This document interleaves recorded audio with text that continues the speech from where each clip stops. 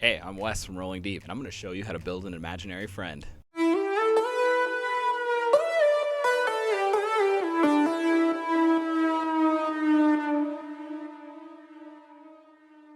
So, what is a sidekick? It's the NPCs that your PCs get to take with them on their adventures. They have their own stat blocks, and they might even level up alongside your players. These sidekicks play a critical role in groups that have small amounts of players, as it allows them to take on more sizable opponents, or just maybe have a desired skill set in their back pocket. With the release of Tasha's Cauldron of Everything, Wizards of the Coast have their own sort of play style for sidekicks kind of laid out. If we look at the first paragraph underneath the Creating a Sidekick subsection, we can see that a sidekick can be any type of creature with a stat block in the monster manual or another D&D book. That opens the floodgates to just a massive amount of library of different personalities, traits and tropes that can be applied to any amount of creatures. I don't know if you've actually perused the monster manual, but it's packed. It then continues on to list a bunch of arbitrary stipulations that really should be up to the discretion of your DM, so I would advise DMs kind of read through this section if you plan on implementing this sort of sidekick. If we read along a little bit further, we can see that they give 3 different class types that your sidekick can take on. They give us the expert, they also give us the spellcaster and the warrior, depending on what sort of role or niche your sidekick needs to fill. I would recommend reading some of the other feats that they offer for players, or some of the original feats offered in the monster manual or other expansion content, and sort of apply these to your sidekicks. I think Wizards of the Coast took a more simplified approach in order to allow creativity on the sake of the DMs, or maybe input from the players. I want to come back to a main point, however. Animals make fantastic sidekicks. They allow you to express personality, not necessarily through language, but through actions. For example, a goat will have to affect its environment around it in order to get the owner's attention. Just saying bah isn't going to communicate the point. However, this also gives more utility to those who want to class in sort of spells such as speak with animals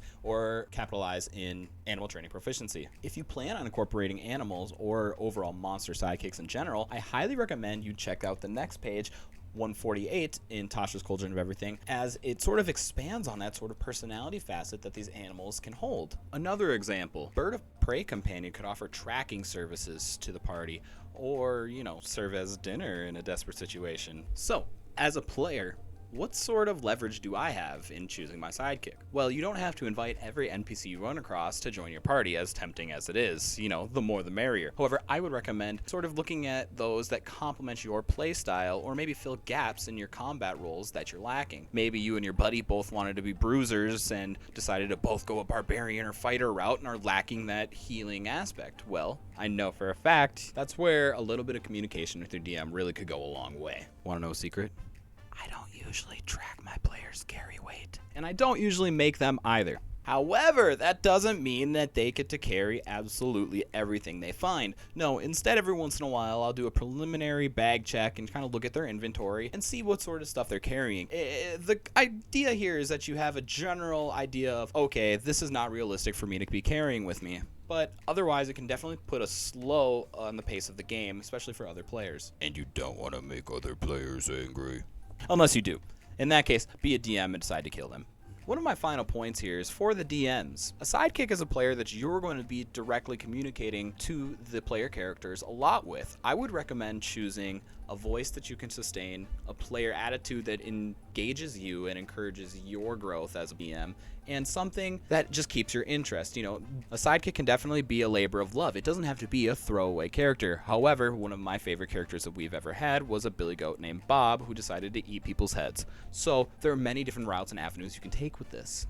Justice for Bob. That was kind of more of a sheep. And the last thing I want to touch on is kind of describe how we personally use these NPC sidekicks. For me, I like to incorporate them directly with the story, have them play a pivotal role by containing a key piece of information, or maybe have that important quest link, or be the one that can introduce them to the syndicate barge that's holding back all of the items in the port, etc., etc., etc. Incorporating a sidekick in this way can add an element of suspense and danger, as maybe they had information that was critical all along that they decided not to share. That's where discretion at the DM's part really does come into play and can make or break a sidekick's ability to stand out. A tip here is finding the supporting roles and characters that you like in pop culture, like Robin to Batman or Barney to Fred Flintstone.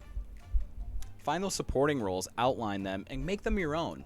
art is derivative, so if you can exemplify and really make something special out of it, then I don't really think your characters would mind too much. So after watching this video, I hope you're feeling a little bit more inspired about your sidekick characters, and I implore you to put a little bit more oomph in there for your characters. I'm Wes from Rolling Deep. Thank you guys. Like and subscribe. Let me know how I did in the comments, or let us know any other sort of video ideas that you want us to tackle. If you want a sidekick, I'll give you a sidekick.